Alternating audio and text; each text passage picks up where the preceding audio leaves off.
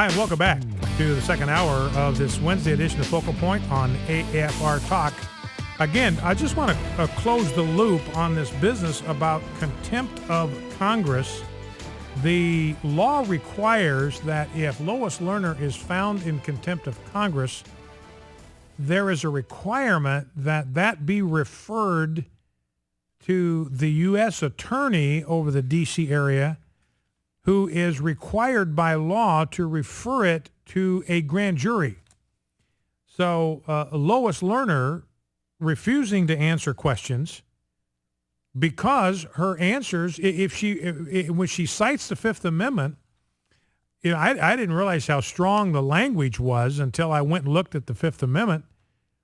It says you can't be compelled to be a witness against yourself, which means Lois Lerner was admitting, look, if I answer all these questions about this C4 business, remember one of them that Darrell Issa asked her, you emailed your subordinates about initiating a C4 project. That's exactly what these new IRS regulations are all about, squashing C4s like AFA action, like a little tiny bug.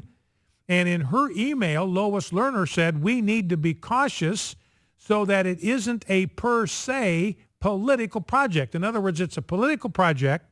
We have to try to cover our tracks. We have to try to pretend that this is not about politics, that this isn't about liberalism, this isn't about progressivism, that it's not about stifling and penalizing and punishing dissent. We got to try to pretend that it's something other than a purely political project, which is what it clearly is. That's why we have to try to cover our tracks. That's why we have to be careful, because the truth could get out there if we're not careful about this C4 project. It's an effort to sit on C4s and squash them like little tiny bugs.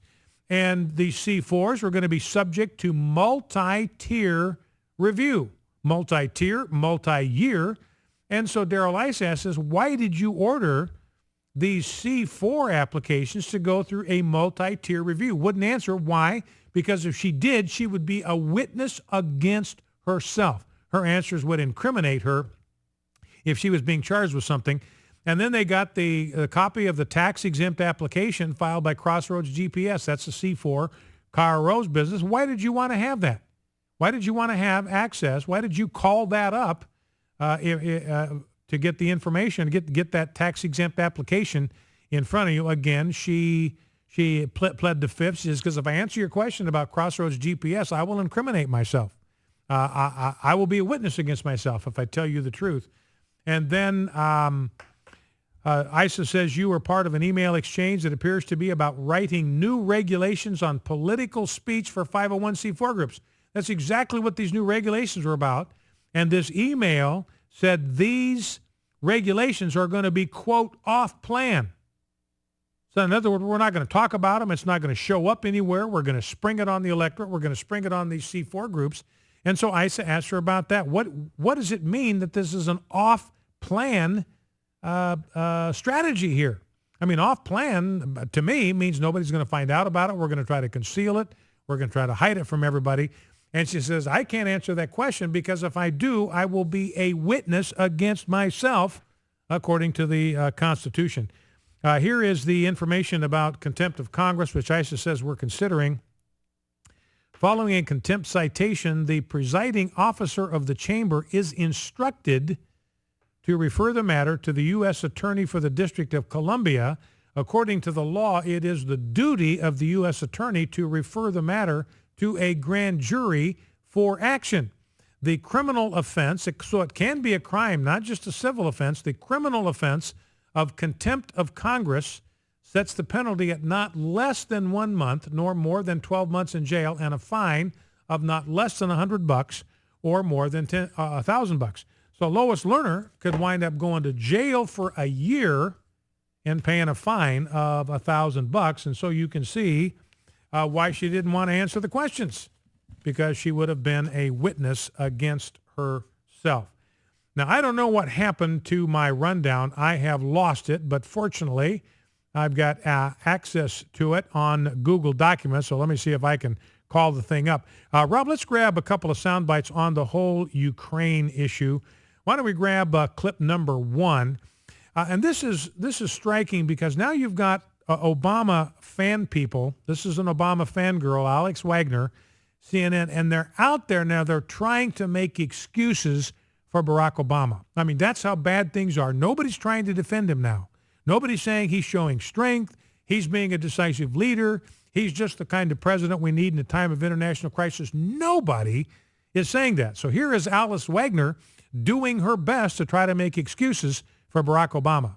A lot has been said about the administration's foreign policy in recent weeks and especially in recent days, and a lot of it has been critical of the president. And sort of the camp that, I'm not sure if the president could have done anything to prevent Vladimir Putin from doing what he was going to do, but it certainly puts the White House in a position where their foreign policy seems incredibly reactive and has so for really the recent past. I mean, years at this point. We know through rhetoric that the president has wanted to pivot to Asia, but events beyond his control have forced him to look to the Middle East and to Eastern Europe. And one gets the sense that perhaps because his heart has never been in it. So the poor guy, his heart has just never been in it. That's why he's not the decisive, courageous, strong leader that we need. Now here is Ralph Peters, clip number 2, and I think Ralph Peters is pretty well dialed in on what's going on. The main difference here, you capture this because this is critical. This is a profound observation Ralph Peters makes, the essential difference between Vladimir Putin and Barack Obama. Let's listen. Look, the bottom line on this is Russia has a real leader. May not like him, and I don't, but he is brilliant and ruthless. He has clear goals, and he moves straight toward those goals. The West lacks a leader. Like it or not, the President of the United States is the de facto leader of the West, and our President just is he's incapable and unwilling to lead. The weakness is phenomenal. Now, we are not as weaker than we were in the Carter years. I was in that military. It was pathetic. Our military today is the best in the world, best in our history, although Obama wants to dismantle it. We're also immensely wealthier than the Carter years. The problem is that as a president, Obama is far weaker than Carter, and he's probably the worst president we've ever had. He is a man who's incapable of making a hard decision. And by the way, one other key point. Vladimir Putin believes in Russia. He believes in Russia's destiny, its mission. Obama does not believe in American exceptionalism. He does not believe hang on, no. So that is a profound observation. Ralph Peters, I think, has put his finger right on the button there, right on the target. If you're looking for one pronounced difference between Vladimir Putin and Barack Obama, it is this. Vladimir Putin believes in his country. Barack Obama does not. Vladimir Putin believes in Russia. Barack Obama does not believe in America. He does not believe in American exceptionalism. Vladimir Putin believes in Russian exceptionalism. Barack Obama does not believe in America. That is, I think, a pretty trenchant observation, and I think it is right on the money. Focal Point AFR Talk. We'll be right back and talk about this great victory for the homeschooling family, the Romikes. We'll have Mike Donnelly of Homeschool Legal Defense Association. Stay with us. Be right back.